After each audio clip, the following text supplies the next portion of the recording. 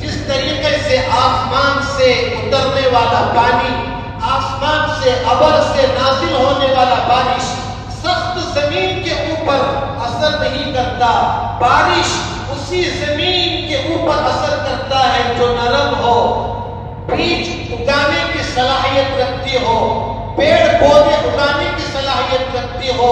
تو جن کے دل سخت ہو چکے ہیں ایسے دلوں کے اوپر کوئی دین کی بات اثر نہیں کرتی۔ اب کتابوں میں علماء نے فرمایا سخت دل والے آدمی کی نشانیاں کیا ہیں، ہمیں کیسے پتا چلے کہ ہمارا دل سخت ہے؟ علماء نے فرمایا 4 نشانیاں بیان فرمائی۔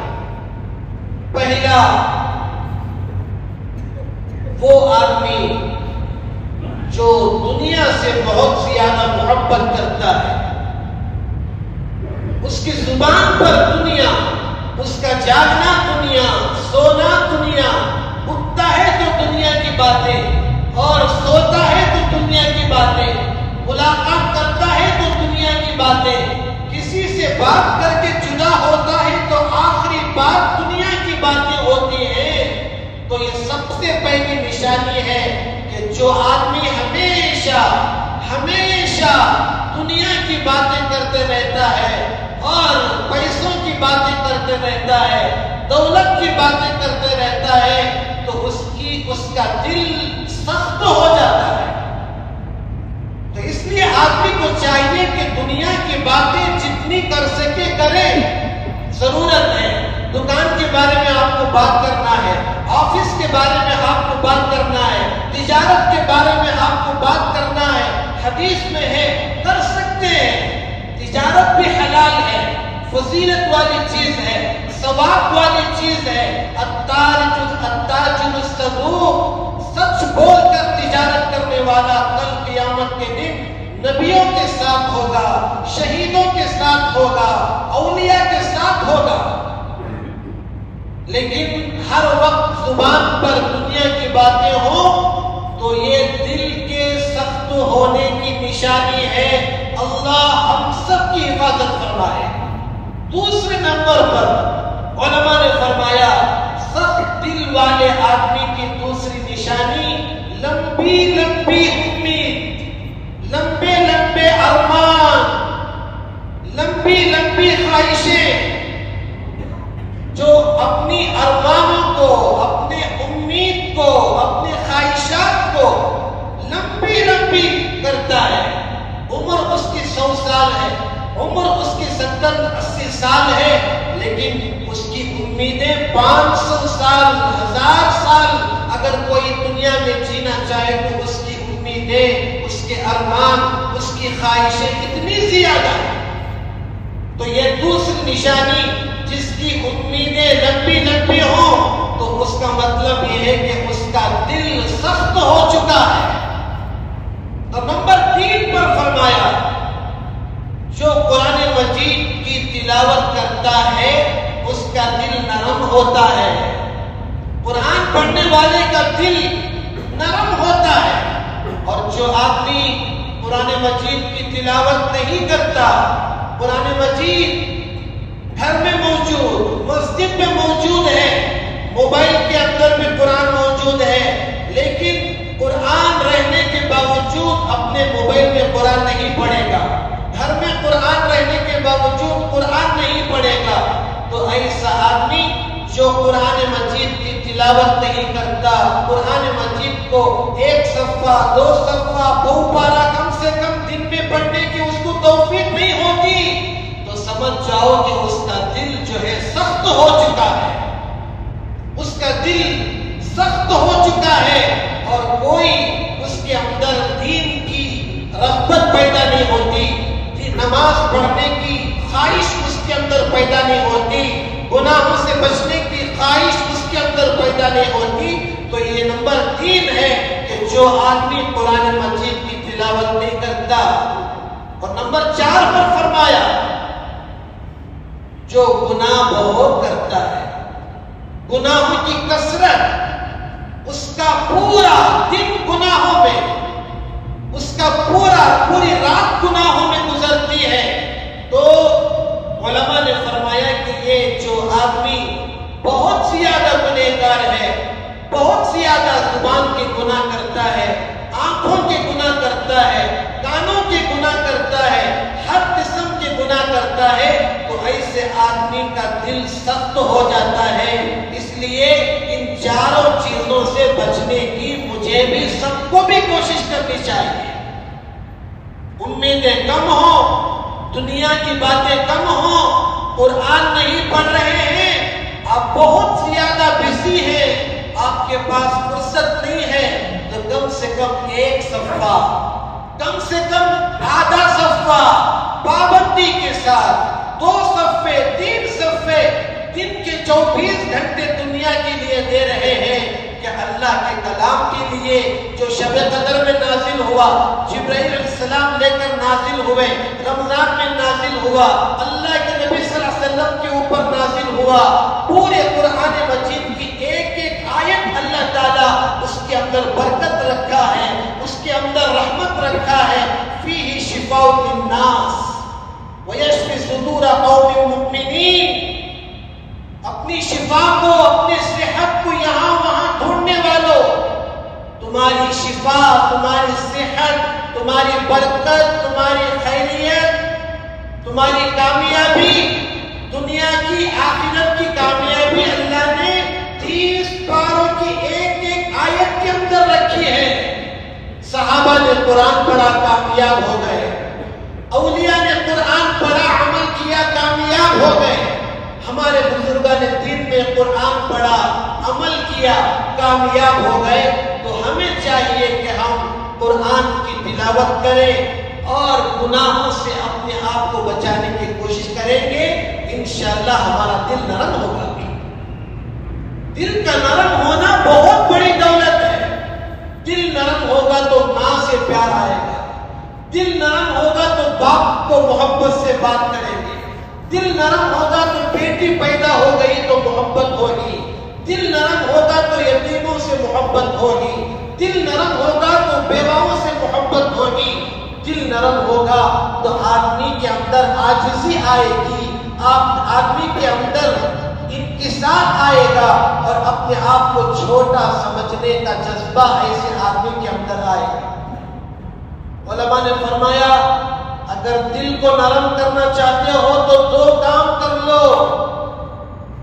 ایک کام، یتیموں کے سر کے اوپر ہاتھ پھیرو۔ جو آدمی یتیموں کے سر کے اوپر ہاتھ پھیرتا ہے، جس یتیم کا باپ نہیں، جس یتیم کا کوئی مددگار نہیں، اللہ کے نبی صلی اللہ علیہ وسلم نے فرمایا یتیموں کے سر کے اوپر ہاتھ پھیرنے والا، یتیموں کی کفالت کرنے والا، یتیموں کی خدمت کرنے والا کل قیامت کے دن میرے ساتھ ہوگا۔ اللہ کے نبی صلی اللہ علیہ وسلم نے یہ شہادت کی انگلی اور اس کے بازو والی انگلی سے اشارہ کیا کہ یتیم کے سر کے اوپر ہاتھ پھیرنے والا کل قیامت کے دن ایسا ہوگا جیسے میں اور یہ وہ ہے۔ اللہ کے نبی ہمارے ساتھ ہو جائے قیامت کے دن تو آدمی کو کون سی پریشانی ہوگی، آدمی کو کون سی مصیبت ہوگی جب تاجدار مدینہ حشر کے میدان میں ہمارے بازو ہو، ہم ان کے بازو ہوں، تو ہماری جنت میں جانے سے کون روک سکے گا؟ حدیث کی کتابوں میں ہیں، قرآن مجید کی آیتیں ہیں، جو لوگ ان الذین یأکلون اموال الیتامی ظلما، جو یتیم کے مال کو ظلم سے کھاتے ہیں، یتیم کے مال کو ہڑپ لیتے ہیں اس کے باپ کے انتقال کے بعد، تو اصل میں وہ اپنے پیٹ میں مال، پیسہ، دولت نہیں بلکہ انگار کھا رہے ہیں۔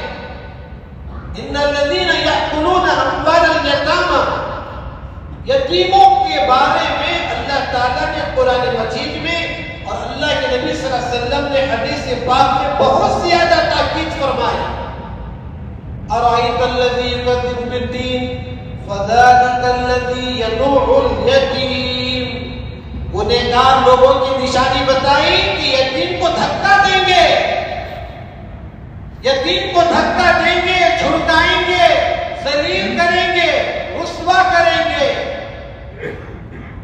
ایک مرتبہ ایک بچہ یتیم اللہ کے نبی صلی اللہ علیہ وسلم کی خدمت میں آتا ہے۔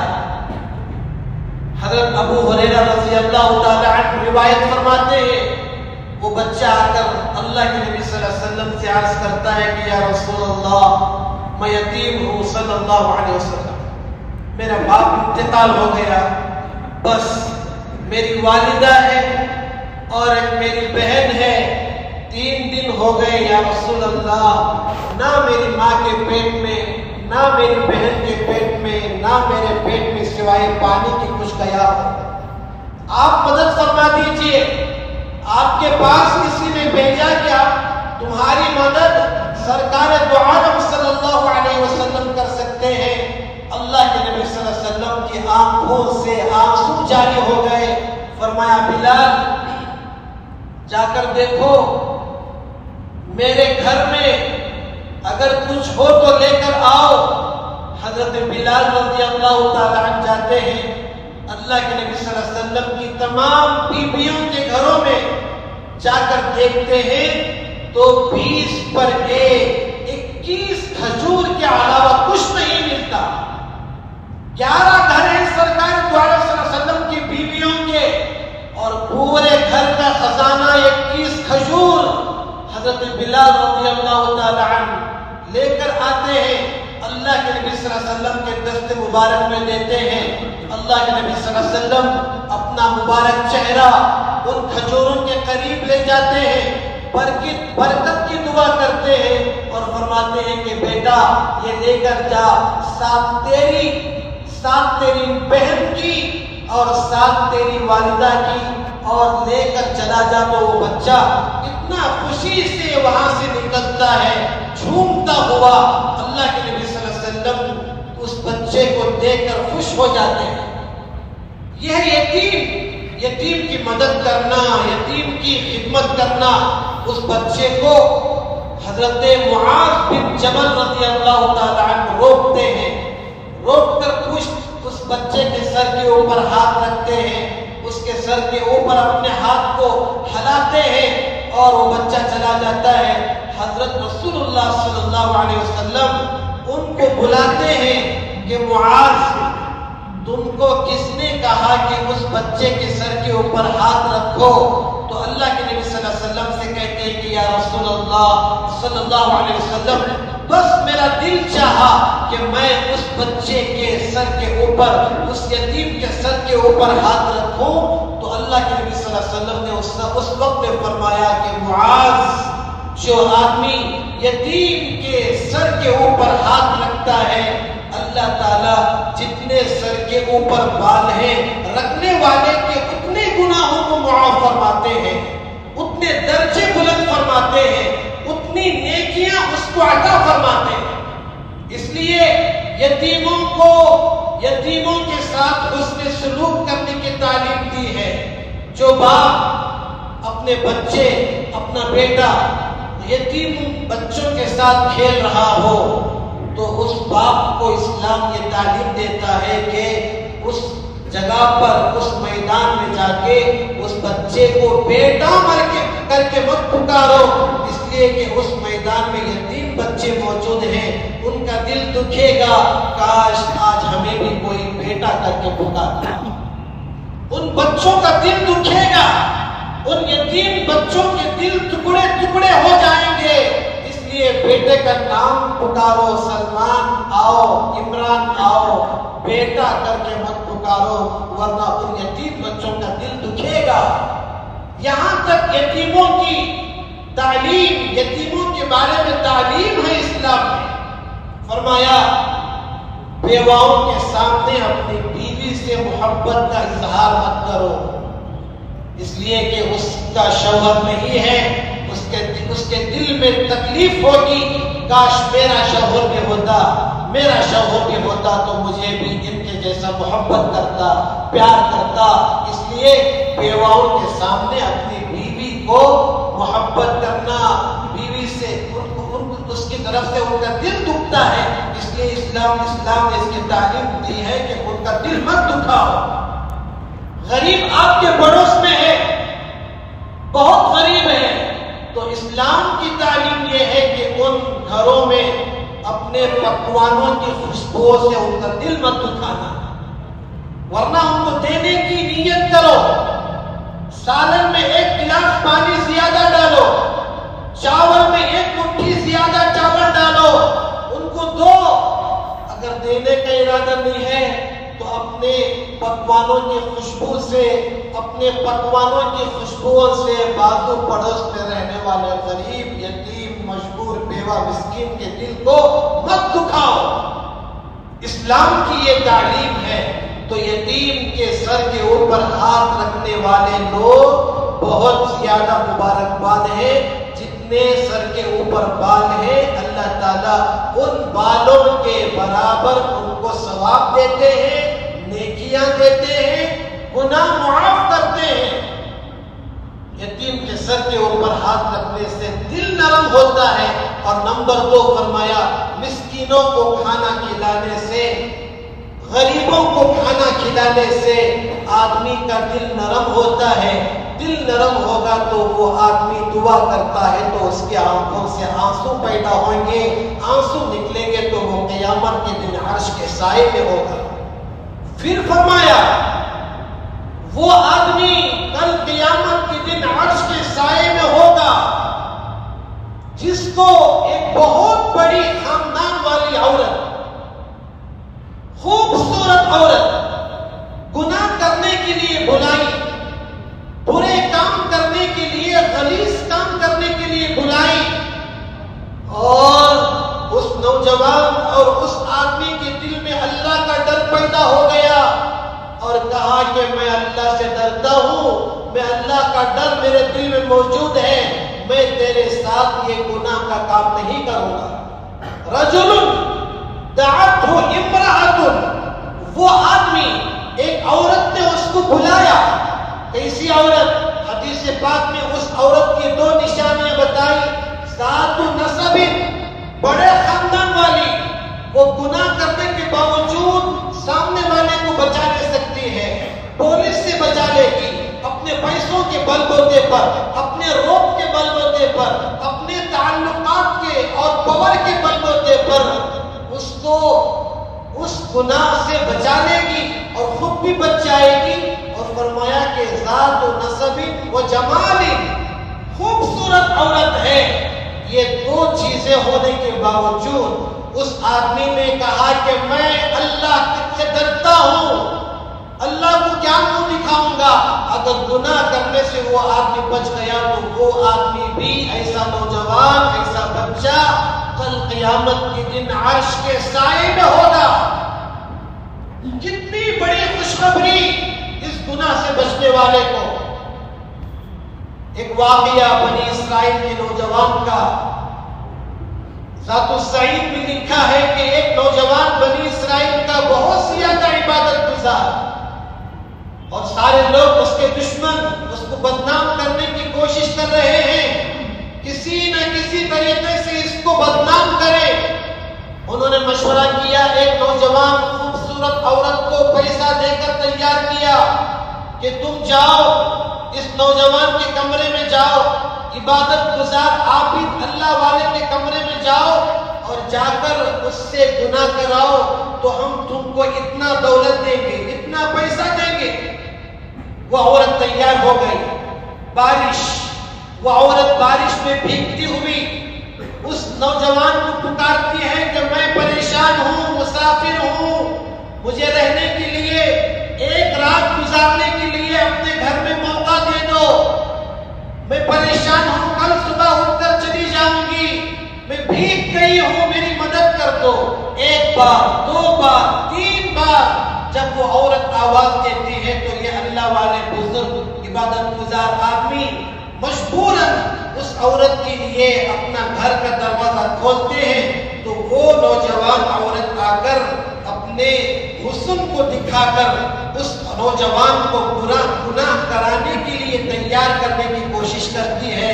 تو میرے بھائیوں، حدیث کی کتابوں میں لکھا ہے اس نوجوان کے سامنے ایک چراغ چل رہی تھی، ایک دیا، اس نوجوان نے اپنے آپ سے کہا دنیا کی آگ میں جہنم کی آگ میں زمین آسمان کا فرق ہے.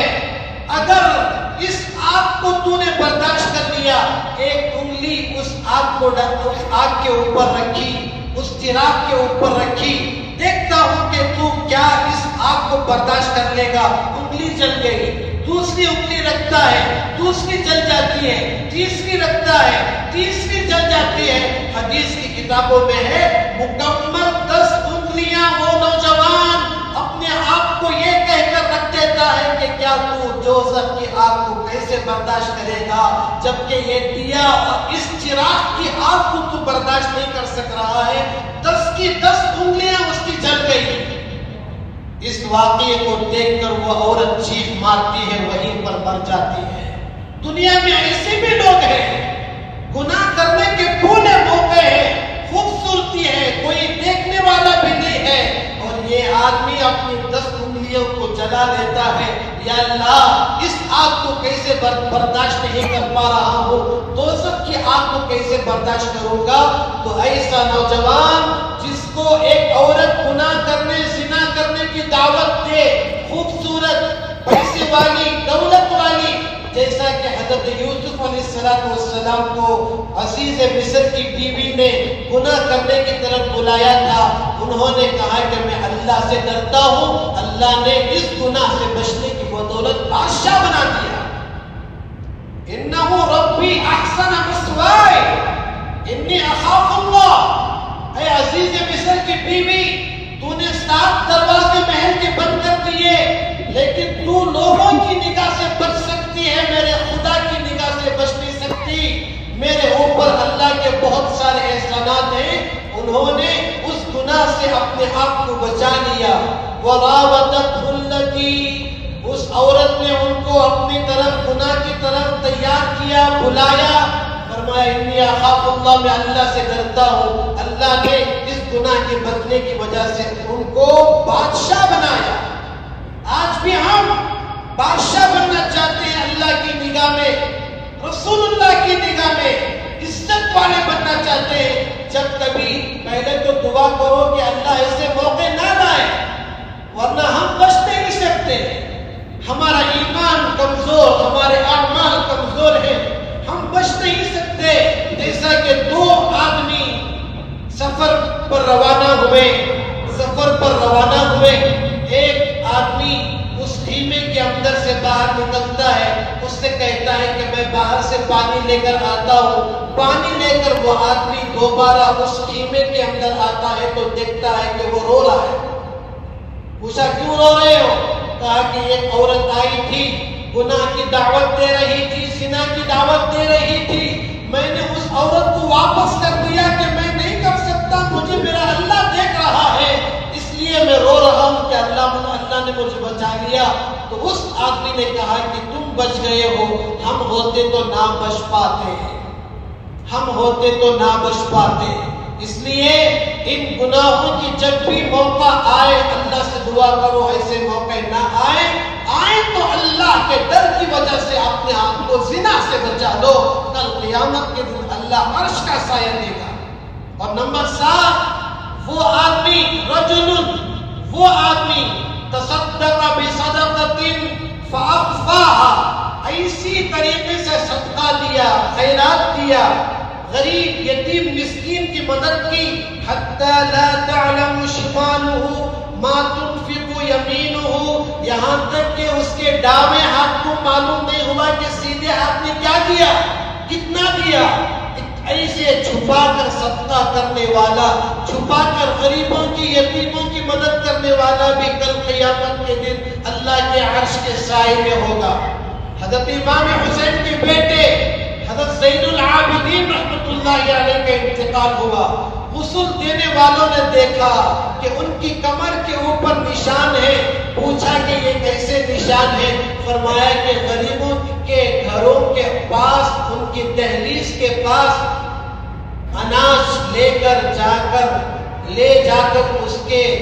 اس کے جو اناج کے جو موٹے ہوتے ہیں, چھوٹے چھوٹے بوریے ہوتے ہیں, اس کے نشانات ہیں کہ ان کے گھروں کے پاس لے جا کر اناج کے بوریے رکھ دیتے تھے۔ معلوم ہوا کہ 100 گھر ایسے تھے کہ حضرت امام زین العابدین رحمت اللہ علیہ کے خرچے پر چلتے تھے اور کسی کو نہیں معلوم۔ 100 گھروں کا خرچہ سنبھال رہے ہیں اور گھر والوں کو بھی نہیں معلوم کون آ کر رکھ کر چلا گیا۔ دہلیز کے اوپر بوریے کو رکھا، دستک دی اور اندھیرے میں واپس چل کر آ گئے۔ ایسے خرچ کرنے والے بھی کل قیامت کے دن اللہ تعالیٰ کے عرش کے سائے میں ہوں گے۔ اللہ تعالیٰ سے دعا ہے اللہ تعالیٰ ہم تمام کو عمل کرنے کی توفیق نصیب فرمائے۔ اللہ تعالیٰ ہم سب کو اپنے عرش کا سایہ نصیب فرمائے۔ اللہ تعالیٰ زنا جیسی بلا سے حفاظت فرمائے۔ اللہ تعالیٰ یتیموں کی، بیواؤں کی، مسکینوں کی مدد کرنے کی توفیق عطا فرمائے۔ اللہ تعالیٰ رونے کی توفیق عطا فرمائے۔ اللہ تعالیٰ ہم سب کو انصاف کرنے کی توفیق عطا فرمائے۔ اللہ تعالیٰ مسجد میں زیادہ وقت لگانے کی، نماز کے لیے توفیق عطا فرمائے۔ وآخر دعوانا الحمدللہ رب العالمین۔